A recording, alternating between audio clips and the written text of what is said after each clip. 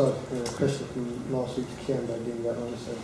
It was, why do we prevent takfir on the one who votes, giving him excuses, prevention of takfir, but not on the one who makes sujud to the ground? Okay, because, the reason why is because what is voting? If I ask, even in this room, and we're people who studied it, and we had halakha on it, if I ask you all for a jami' man definition of what is voting, you'll all give me different definitions. There's a big difference between understanding what voting is. Nobody's saying, if somebody says it's okay to take a man as a legislator instead of Allah, like this, that is so clear-cut and explicit. There's no way for this person to be excused out of ignorance.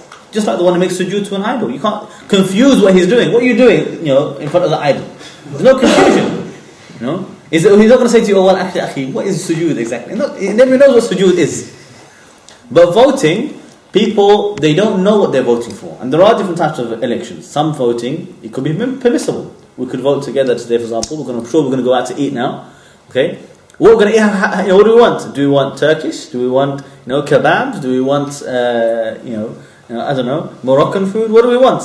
We can have a vote, have an election. You can call it that.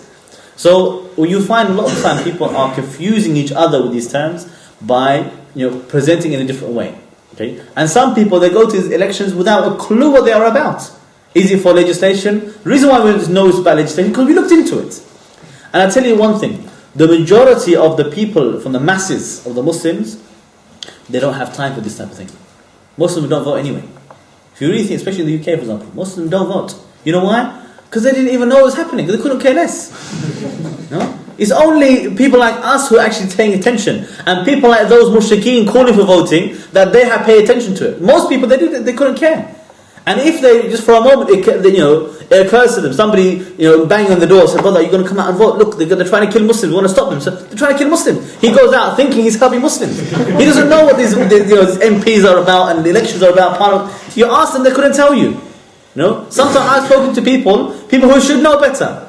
And I said to them, look, in those parliaments, they are making laws. They are legislating laws. They are debating themselves, deciding what is halal, what is haram, what is legal, what is not illegal. You know what he said to me? He said, no, I don't think they do that.